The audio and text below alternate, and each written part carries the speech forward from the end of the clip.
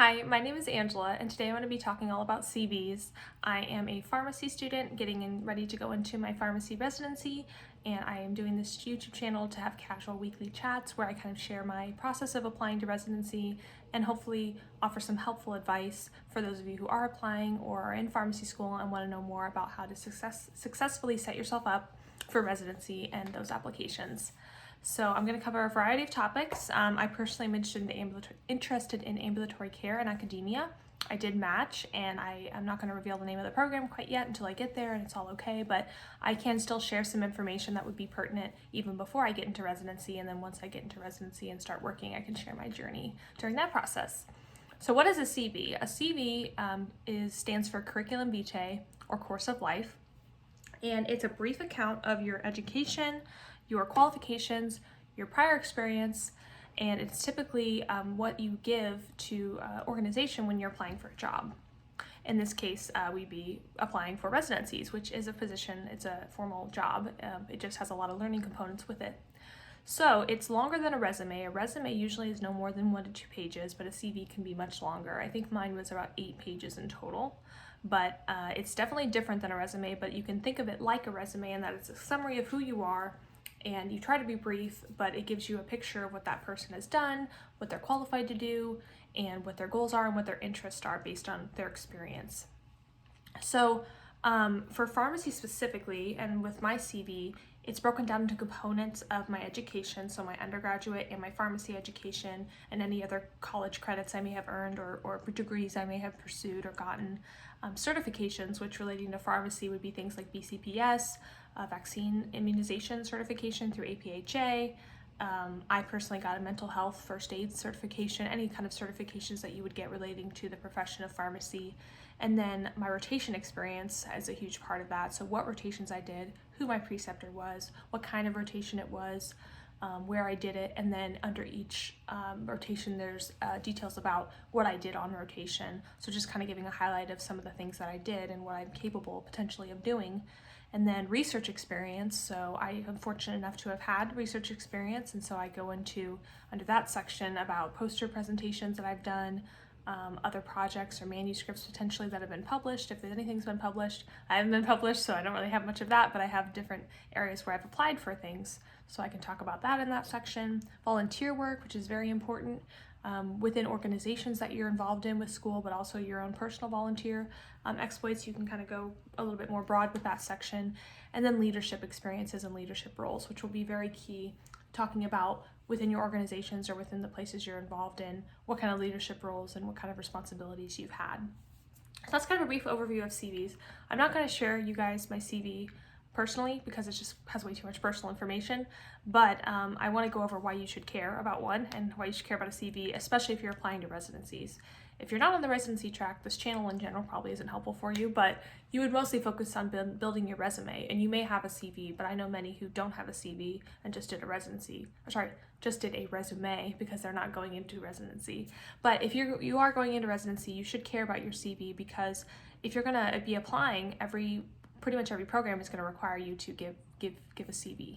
And then within the forecast system, which we've talked about earlier, they basically have you fill out portions of your experience and your education and your school involvement and your community service. And so I copy pasted a lot from my CV into the forecast application system. So it's going to come into play either way for the program or for the forecast system that you need to use to apply. It's also going to be pertinent if you are pursuing PGY2 training after residency, because it's the same kind of process where you'll need to explain your experience and your qualifications and all that kind of stuff, responsibilities. So it's going to live on, it's really something that's recurring. And even after you're done with residency, it's important for healthcare professionals or people who are going to be moving jobs, which likely you will. You're going to need to keep up your CV and highlight what you've done and what your experience is for job applications in the future. So it's also a good tool for you to keep track of where you've gone and what you've done. And probably after this year, after I finish pharmacy school, I'll save that CV and kind of keep it logged away, because as your CV builds, you have different experiences, you want to highlight different things. You can't just keep adding on. You kind of have to cut out stuff that's no longer relevant. But it's nice if you can see what was relevant at a certain time, take a picture of it in a way, and then save it. And then you can remove stuff that was not important and build your life. And so it's constantly evolving and changing, your CV will be. So one thing I want to talk about is when should you worry about your CV? And that's debatable, you know. I would say start it as soon as you can, even if it's just a skeleton of your different areas and kind of little things that you've done in each. But one of the things I think about with starting a CV early, even like P1 year, I wouldn't start earlier than pharmacy school. You probably should just work on a resume before pharmacy school. But once you get into pharmacy school, it's important to look at all the areas that your potential residency programs or job applications will look at. And you're like, oh, okay, well, I have these experiences. The rotation experiences will come with your school. Your school will have built-in experiences with that. But you can also look at those and say, what do I look like to other people? What do my experiences say about me? What am I lacking? Do I have like no community service? Should I get involved with something? Because that's something I want people to know about me, that I do care about community service, but they don't see it in my actions or in my involvement. What about research? I noticed in my CV a gaping hole. I had no research experience at all. And I thought, that is something I want to become involved in the future.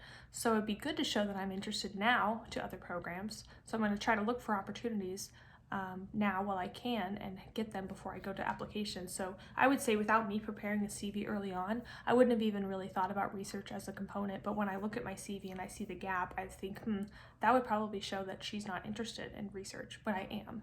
So that's just something else the CV, getting it done early, can afford you. And then, I just think that you can get plenty of different examples from other people, and it just helps you get ideas. If you start it early, you just start thinking early, you get ideas, and you usually end up with a good result by preparing early. I'm someone who prepares early, so that was just my personality, but I would say in general, anyone can benefit from thinking about it and getting some good ideas early on. So how would you kind of start? What should you do now if you're thinking, yep, I want to start working on the CV? Just start with something, and you can build it from there, and you'll get ideas and it'll grow from there. Ask your friends who are in pharmacy school or who have completed pharmacy school or residency what theirs look like. I had a great mentor who just gave me her CV, and it really helped fine tune mine. I didn't copy paste what she did with her CV because I wanted to do something different, but it was great to get that example. So if someone's willing to give you their example, I would say take it. Don't get every single person, but get at least a good handful of a couple, give you some great ideas.